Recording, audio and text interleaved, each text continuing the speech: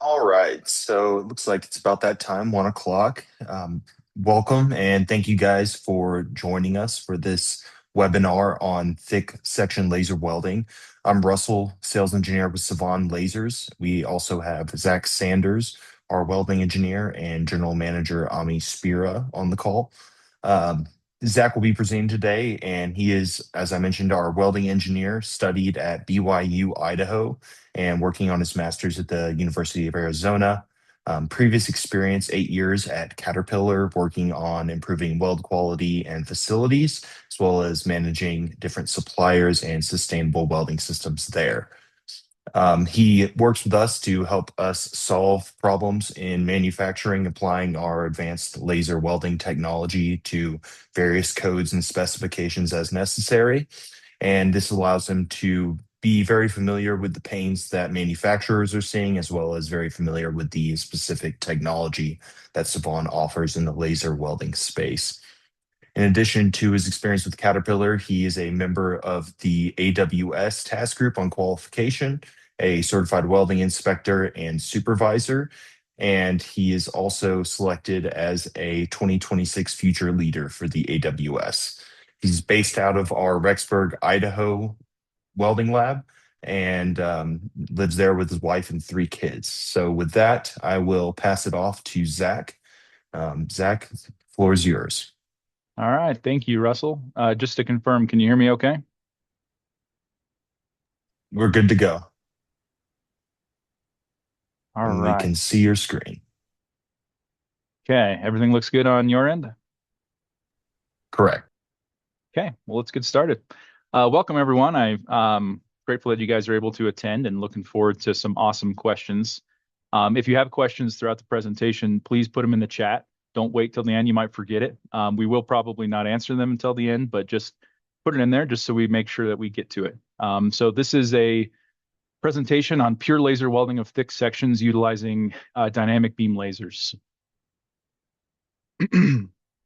So outline for today, we're going to talk about DBL. When I say DBL, dynamic beam laser technology fundamentals. We're going to talk about what it is, features, advantages. Then we're going to dive into some of the results from welding of thick sections, show some examples, and then also we're going to have a chunk on how the dynamic beam laser allows us to adjust some of the microstructure. Share a few case studies, talk briefly about welding products and systems, and then we'll open it up for a Q&A. All right, so what is Civan Lasers? We make dynamic beam lasers that are in the 1064 nanometer wavelength. So what these DBL lasers are is a new category of laser technology. So we're able to combine very high power, very good beam quality, and then beam shaping, which we'll talk about here in a second, to do things that no one in the industry can do. So we're going to jump in with this DBL technology fundamentals. Just a quick note. This presentation, the DBL technology is impacting many industries. We could have a whole nother hour on just metal additive manufacturing and welding of non-ferrous and exotic metallics, long distance remote cutting, demolition, optical communication. So there's so many different industries and applications, but this presentation is tailored specifically to welding of thick sections. So if you'd like any more information about other applications, please reach out. All right, so the core technology, how do we do dynamic beam lasers? So we utilize coherent beam combining with optical phased array. So in a nutshell, we have a seed laser that gets divided, and then it goes through something called a phase modulator, and then that laser is then amplified. All of those come into these individual channels where when we change the phase, we're able to change the shape of the beam. No, that was a lot. But here's a quick video to kind of demonstrate a little bit about what we're talking about. So again, we have this seed laser that's divided. As it goes through these phase modulators, we're able to slightly change the phase of each individual channel. Once that's amplified, it goes through and we're able to see this diffraction pattern. And then as we change the phase, we're able to change how and where the energy of the laser beam is focused. Again, just trying to show you video. Here's the optical head. And again, we have multiple lasers, multiple channels coming through. And as we change the phase of each individual laser beam, we're able to change where that focus of that point is. So we can move it around at incredibly high speeds. One of the things I'd like to focus on is this is not using any mirrors or any mechanical devices to do this. It's all electronics in order for us to change where the beam actually is located. So this enables 4 key features that I want to focus on for this first little bit here. So the first one is beam shaping. We're going to talk about each one of these. First one's beam shaping. The second one is shape frequency. The third one is shape sequence. And then the last one we're going to talk about is focus steering. So each one of these gives us a unique ability to weld certain materials, especially thick sections. All right, so feature 1, beam shaping. Okay, so you can see kind of this animation up there on the top right. That's the creation of a shape. And so what that allows us to do is to create a shape geometry. And then you can see that that picture with the blue background. All of them have blue backgrounds. That's kind of showing the average of the energy distribution, right? And also how we click on that grid pattern will also determine how the laser moves. So if we click on the top point and then go right and then go left, the laser will actually follow that same pattern. Okay, so that becomes important here in a minute. And then also we can control the focus, which we'll talk about more in a second. So essentially, there's an infinite amount of beam shapes that we can make. We can do just about anything, and we've found a bunch of them. I'm not going to say a specific number, but a bunch of them that are really, really useful for specific applications, which we'll talk about later on. Here's just an example of beam shape and orientation. So you can see we have a triangular type beam shape, and it's moving from left to right. And you can see that when the triangle is pointing to the left, we get a certain amount of velocity with the liquid behind the molten puddle, versus if we point it to the right, we get a totally different fluid dynamics after the laser beam. So just simply by changing the orientation of the beam, not just even the beam itself, we see a huge difference in how the molten metal and the structure of the material. And just this just change that you're seeing on the screen has resulted in us being able to weld without getting as much cracking in certain situations. Okay, so that's beam shaping. The next one we're going to talk about is shape frequency. So think of this as how fast that we're creating the shape. So we can really, like I said, create just about any shape you want. But the shape frequency allows us to define how much time is spent at each point. Okay, so we can do that super, super fast or relatively slow. So you can see this is an example of what might be happening, but then when we look at it in a different viewpoint, we can see that it's actually making a smiley face shape, right? The average amount of time as it's going around there, it's creating that smiley face. Here's another really great example. So I'm going to share this spiral shape with you guys. So this is a very common shape that we've seen a lot of applications for. So this first video is going to show you that shape being created at 5 kilohertz. And the second video is going to show you at 888 kilohertz. And you'll be able to see the difference. So with that 5 kilohertz, you can actually see the lasers making the shape of the spiral over and over and over again. Versus when we do it at 888 kilohertz, it's much more quasi-static. It's essentially just the spiral moving across the plate. So depending on our frequency will depend on has a huge impact on the end result of the weld. And again, last slide on shape frequency, but just trying to show you, this is an aluminum to copper weld. But you can see if we have it at 100 kilohertz, we get this sort of mixing. 200 kilohertz, we're getting more mixing, and 300 kilohertz, it's mixing the two materials differently. So it's just a visual to help you see that. All right, the next feature we're going to chat about is shape sequence. So what is shape sequence? So not only can we create a shape very, very quickly, but we can also go between different shapes very quickly. This has a variety of great applications and helps us do a bunch of different things, which I'll share. So you can see maybe if these are some examples of past things. So if we go from a single point to a U, we found that helps us with very deep penetration. We'll talk more about that one in a second. We go from this DNA looking shape to this, or 4 points to 1, right? And we can go between those shapes very, very fast in microseconds. So here's an example of why we might want to do that. So if we have like this single point and we're trying to weld thick materials, what we find is the keyhole is not stable. So we get a lot of bubbling and a lot of porosity and spatter that we see when we're trying to just use a single point laser beam. So, hey, why not try to use a U shape, right? Where it's not a single point. And what we found is that stabilized the keyhole very, very well. But the problem is we didn't get quite as much penetration as we needed and even some cracking in the material. So, what we've done here is we've done a sequence where we start with a single point for 5 milliseconds and we jump to this U shape for 5 milliseconds. And you can see that we're able to stabilize the keyhole and not get any sort of defects, right? So again, we utilize this shape sequencing to help us do certain things. The single point helps us get the deep penetration. The U shape helps us stabilize the keyhole, and it's doing that back and forth very, very quickly. All right, feature 4, focus steering. So we can actually steer the focus of the beam. So now we're talking about in the Z direction. So depending on the focal length of the laser I work with the most has a focal length of 1500 millimeters. That means our depth of focus is 11.5, and we can focus steer plus or minus 29 millimeters. Okay, so I can go from the top of a plate. If the plate is changing thicknesses to a different point, I can change where the focus is to help make sure that we're at the right point, plus or minus 29 millimeters on the laser that I utilize most often. Very, very helpful in certain applications. Oh, I have a video here showing that we can change that on the fly. All right, so those are the 4 key features. Now we're going to talk about some advantages, and then we'll get into the welding specific things. So a little bit of a brief history or evolution of welding methods of thick sections.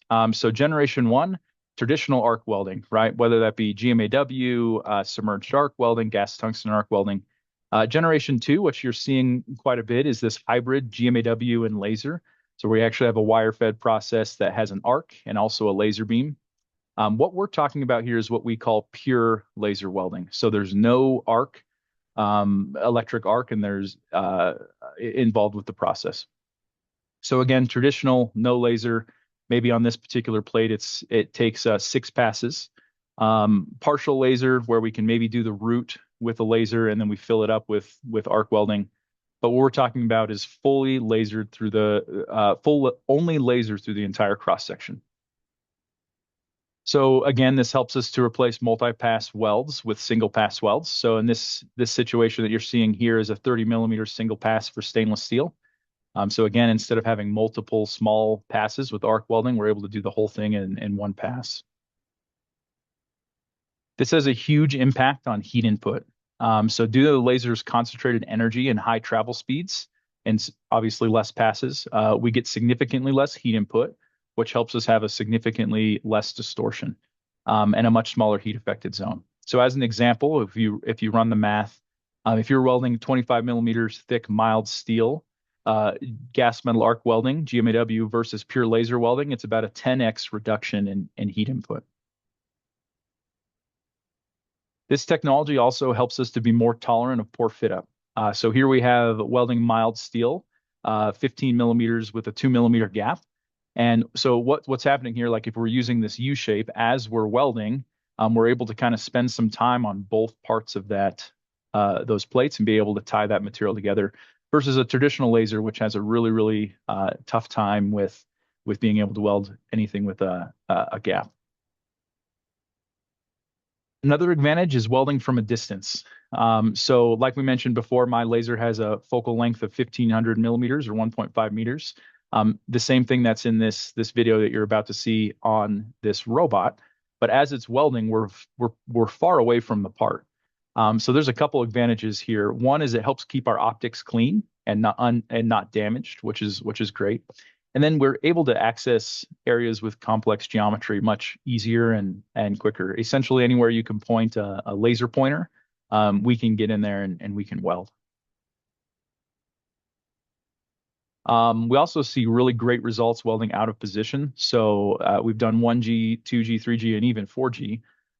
But you can see as we're welding far away, we're able to do different positions as well.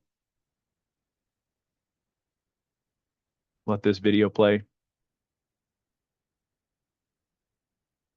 All right.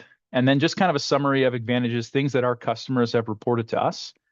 We see a reduction in distortion because of that significantly less heat input, increased travel speeds, better quality metrics, less rework, reduced energy consumption and costs versus arc welding, reduced maintenance costs, less filler material costs, and then reduced costs and complexity in first operations. You don't have to bevel plates. We just need a square edge, a 90-degree edge, and put the two plates together. So a lot of cost savings and a lot of different benefits our customers have reported to us. All right, jumping into welding specific results.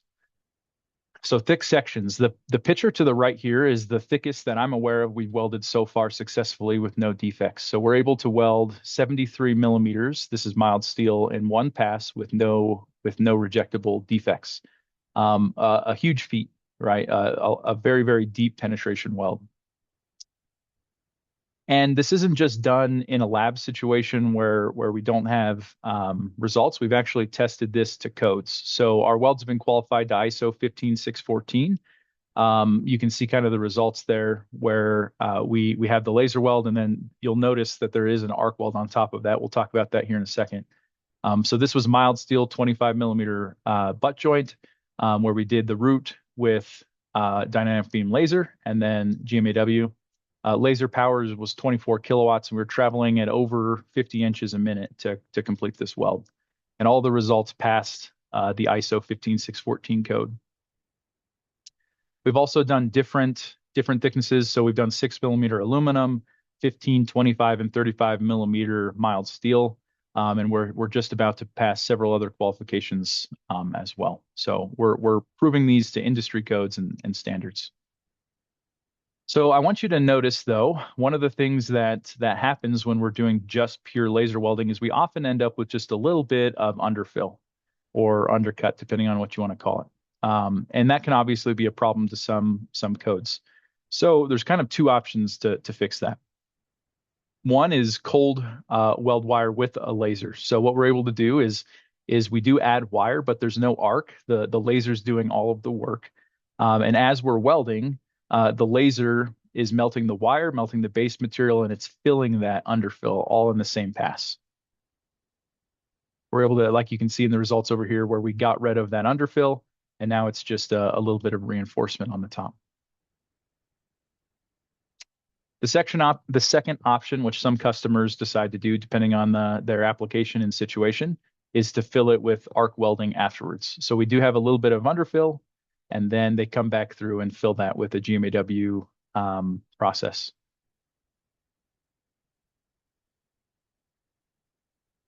Okay, a little bit on double-sided welding. So here's an example. So I mentioned the thickest we've done is 73 millimeters.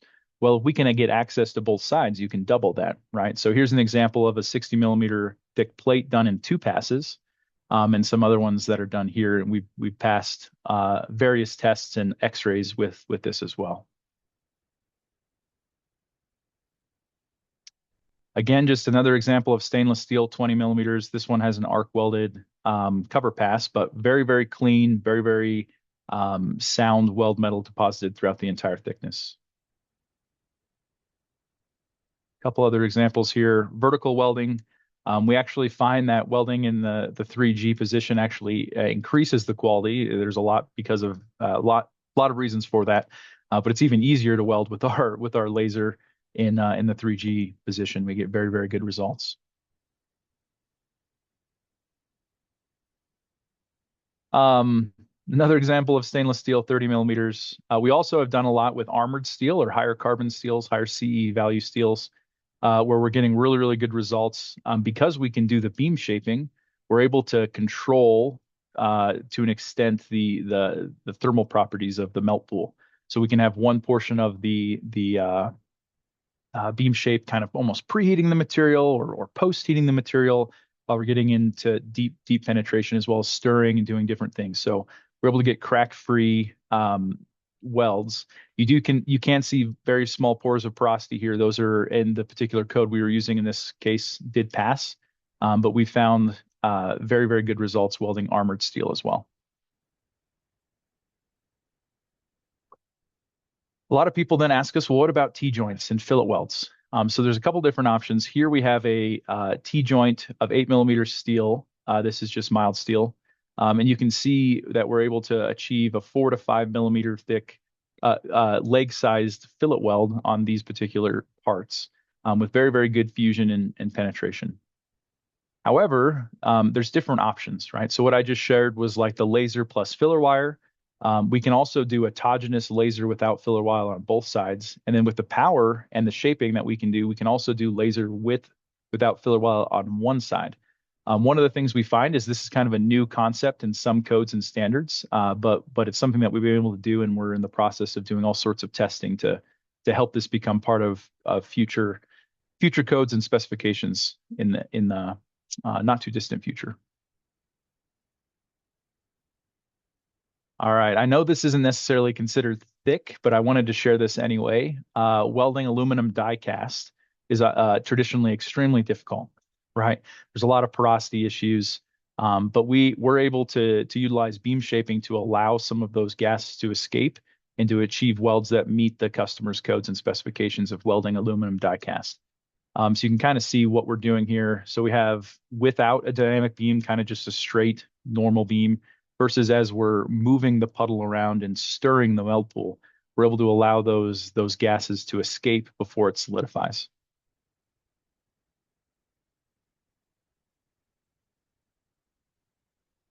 All right. Okay, we're gonna talk for a minute about adjusting the microstructure.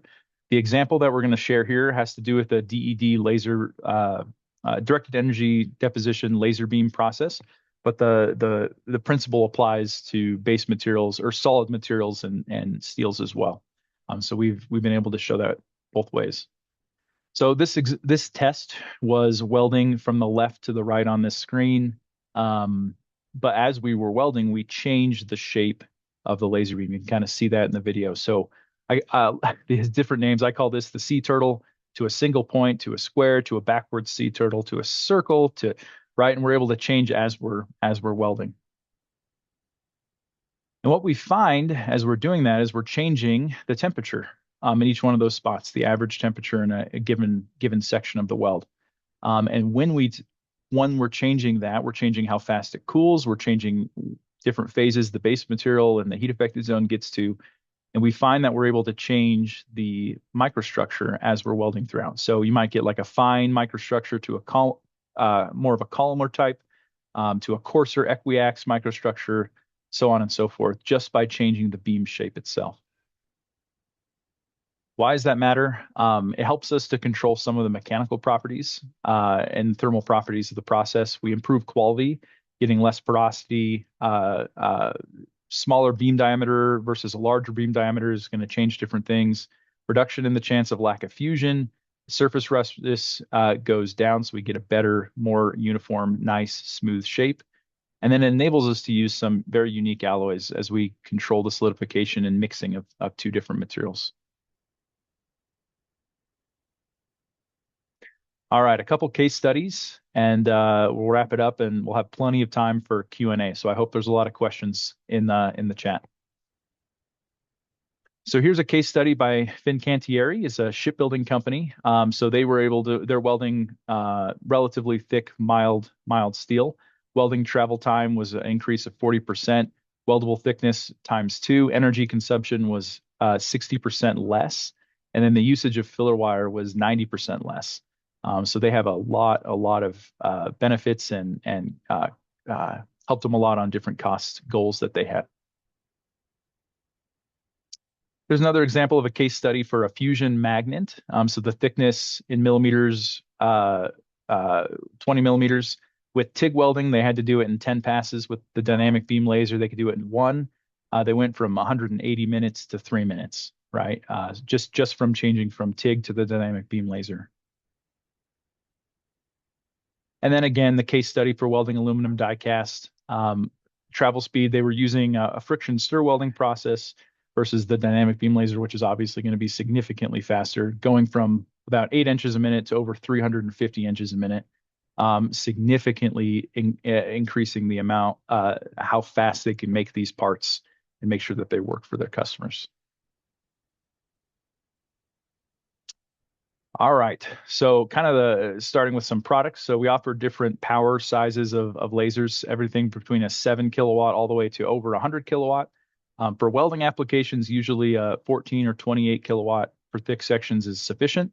But if, for the larger lasers, we can do things like remote cutting, remote welding from a distance. So we don't provide the integrated solution. We provide the laser and the technology, and we work with a variety of partners to put in it for different applications. So we have examples of gantry style, where we're gantry style lasers. That's what I use at our lab and other shipbuilding and things like that. Robotic, where we're mounting the laser on a 6-axis robot. A galvo scanner, where we can do incredibly fast travel speeds, and then obviously the metal AM and DED type applications as well. All right. I know that was pretty quick, but again, I wanted to leave plenty of time for Q&A. So really, I thank you for joining this presentation. You can see some contact information there, and that's my email address. So if you have any questions, comments, applications, feel free to reach out, and I can get you in touch with the right folks. So with that, Russell, I'll turn it over to you, and I hope there's some questions that we can focus on answering. Of course. So the first question that we got, Zach, is what material and thicknesses can be welded utilizing the same laser system? Yeah, so hopefully that kind of got answered. We can do anything from aluminum foil thin all the way up to the best we've done in one single pass was 73 millimeters. If you're utilizing a 14 kilowatt system, the thickest that we commonly do, again, it depends on travel speed and all sorts of stuff, would be about 16 millimeters or 5/8 of an inch. But if you go to that 28 kilowatt system, we can do over 1 inch without an issue. If you want to do 73 millimeters, I think you need a little bit more power, but it just depends on the power of the laser, the focal length, and other things. So does that answer the question, Russell, you think? I think so. And I think something else to be mentioned is the system isn't locked into a specific thickness or material. These parameters you can change with the assistance of our welding engineers. We will train your personnel to modify the parameters as well. And then we found that once we find a good recipe of sorts for a specific material thickness, that can then be used until the parameters change. And that kind of feeds into the next question that was posted. Um, does Civan support finding the right laser parameters for different applications? And what happens when our weld requirements and materials change? Yeah, great question. So that's my job. So when a customer has an application that they would like us to try out on the laser, we work it out. I test it on the laser, make sure we define parameters, and then that helps give us a huge jump start when the customer orders a laser on site. And then when you buy a laser, it's not like a one and done and we never talk again. We have teams of service engineers, and then even myself can help develop new parameters. If wanted, we can do that for you, or if you desire, if you're a type of company that likes to do that yourself, we also, obviously you can test out different shapes and different beams as well. So, um, so yes, we do that. No, absolutely. Great. Next was, have we tested if there are dynamic beam shapes that provide more tolerance regarding seam position or focal position variation? Yes, absolutely. So, if we go from a single point versus that U shape versus, we can even spend time just in two spots on both sides of the edge. It can help us do a variety of different things with tolerances and offsets and different types of seams. So, I think that answers the question. If not, please answer the question again in the chat or reach out and I can try to answer it in more detail. Next up is, have we completed any testing in a vacuum? Yeah, so there has been in the past testing done in vacuum environments, but what we found is the vast majority of the time we don't need a vacuum, which has been really really helpful. So uh, with this beam shaping can kind of be somewhat similar to electron beam welding, but the nice thing about it is again the vast majority of the time we can do it without a vacuum, which significantly reduces cost and complexity. So yes, we have. Generally, we don't need it. Is that fair, Russell? I'd say so. And next, what information do you have regarding studies done on nickel alloys? Mhm. Yeah, so we have done nickel alloys and Inconels in our facilities, in our app labs, and we're working with a variety of customers that have the same type of stuff. So I can say that yes, we have experience with that, and we've found very, very good results welding nickel alloys and Inconel type alloys. So feel free to reach out if you want some more information or if there's a specific application. Next up, Zach, can you describe what the material prep tolerance for the edge prep for butt welds is on 3/8 and half-inch mild steel? 3/8 and half inch. I'll talk a little bit more in general, and then we can try to get into more specifics. So I'm going to be honest. Obviously, the better fit up, the more consistent results, right? Obviously. So like if we have really, really bad fit up, we can still usually weld it, but sometimes it's a little less consistent. However, so again, getting into specifics, if we have a very, very dialed in plasma cutting process, usually we can weld that with just taking the oxide layer off. I have seen everything from a good plasma cut edge to like it looks like a circle on the edge of the joint, right? So it kind of depends. We haven't seen any problems with the laser cut edge, with again just sandblasting or removing the oxide layer, and then obviously machining is the best in terms of consistency. However, we have seen, and as I shared in the presentation, on 15 millimeter thick mild steel, we've accomplished welds that have a 2 millimeter gap, and we're able to still create a weld that's passing the customer's code. Obviously, that has a little bit of underfill. We go back and either fill that in initially or fill that in with the cold wire process. So I hope I'm answering your question. Obviously, the better, tighter fit up, the better. But we're able to accommodate up to a 2 millimeter gap with 15 millimeter thick steel. That's a little over half inch. It also is going to depend on your focal length and your thickness of material, obviously, type of material.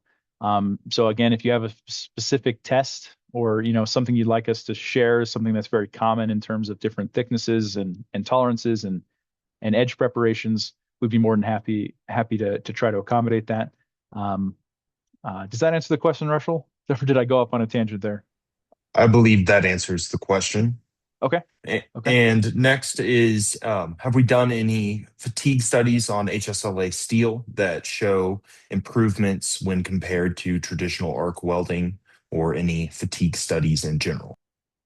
Yeah, great question. This is one we get a lot. Fatigue studies are in progress. So we don't have any data that we can share yet, but that is something that's on our radar, and we're working to close that gap as we speak. However, and just in general, I do expect the fatigue results to be very good. We have significantly less heat input, so less residual stresses, and as long as we can get a good geometry, similar to arc welding or better, I would expect that the fatigue is as good or better than arc welding, but that's just my opinion at this time, and I look forward to getting the results back and sharing them with our customers as we can. The next inquiry, Zach, is how does beam shaping improve hot cracking conditions in 6 series aluminum? And do we need to add filler material in on these 6 series aluminum welds? Yeah, great question. So let's start with the first one. So we've actually, and this is hard to do, as whoever asked this question knows, 6,000 series aluminum can be very difficult to autogeneously weld. With our beam shaping, we've been able to accomplish that, and we've been able to pass ISO codes, and we're very close to passing a second code right now as well. In terms of wire feed or not, with aluminum, we've been able to achieve a flat surface profile on the top without having any underfill or very, very slight underfill, like a quarter of a millimeter, which again usually passes codes. So yeah, we actually have live and real life examples of welding 5,000 series and 6,000 series aluminums where we're passing code and not needing wire feed. If there is an application, I'm trying to think. I don't know of any that we are using wire with aluminum right now, but it's something that we could do if there was a need. I know this is also, I can't remember if you mentioned the thickness in the question, but what we're talking about is like 6 millimeter thick aluminum. If you want to go thicker than that, obviously there's different considerations that we might have to make. Zach, that's looking like the total of the questions right now. Oh, with the exception of one more. Um, Zach, can you speak to the price difference of this versus a comparable competitor source at a similar laser power level? Sure. So maybe I'll start this one, and Russell, if you have any comments after, you're welcome to join them. I'm not the sales guy, so I don't have necessarily numbers that I'm going to share, but I can tell you that we are competitive with other fully automated integrated systems. So if you have, a system where you have a fixture and a robot and everything is going into it, and we're designing all of that, our price is comparable to that. So it's not like we're astronomically off the charts when you compare it to other fully automated integrated systems. Um, on that end, it's obviously this is a premium product and it's a high quality laser that we're able to do things that no one else can do. So it's not a budget laser, but it works, and it's changing the industry and with certain applications. Russell, do you have any comments on that? Yeah, in regards to similar laser power levels, when comparing the capability of our system with other systems that might have a similar kilowatt output, we still have a wider control over the variables in the welding process through the shaping, sequence, frequency, all of those variables that we can control, which gives a more capable laser for any changes in material thicknesses or material qualities that you might see. For sure. Any other questions come in? That appears to be all of the questions for now. I'll Okay. hold it for another few seconds just to verify. Sure. While you're doing that, I'll just thank everyone for joining. I hope you enjoyed it. I hope you find value in this webinar.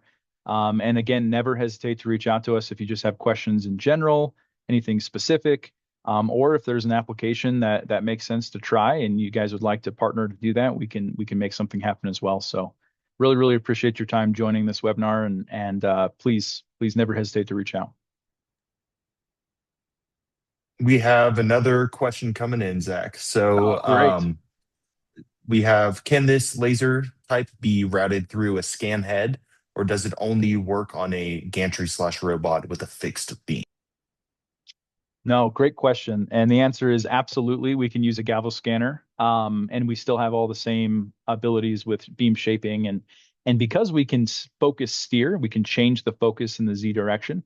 It actually helps with using a gavel scanner even more because as we're at an angle, we can actually change the focus of the laser, so it's always in focus even when we're at an angle. So we have gantry style machines, robots, gavel scanners, and others. So absolutely, we can use it through a scanner. Great question.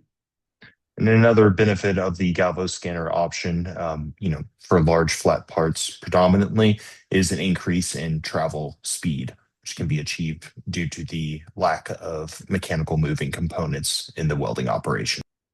Yeah, we have all sorts of applications and demos we could share with GalvoScan type welds. This presentation was a little bit more focused on heavier, thicker materials.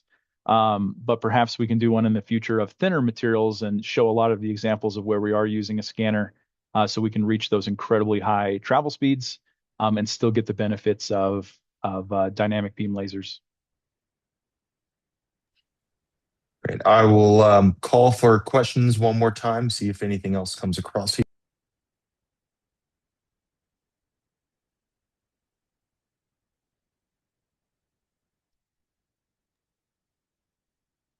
All right, and that appears to be the end of the questions for today. And as Zach had said earlier, we really appreciate you all joining us. And if there's any questions, feel free to reach out to myself or Zach. We'd be happy to connect you with our applications team as well as our sales team to help identify where this laser can best fit into existing production lines or improve processes that you guys are working on. So we thank you and feel free to reach out with any further questions. Thanks, everyone.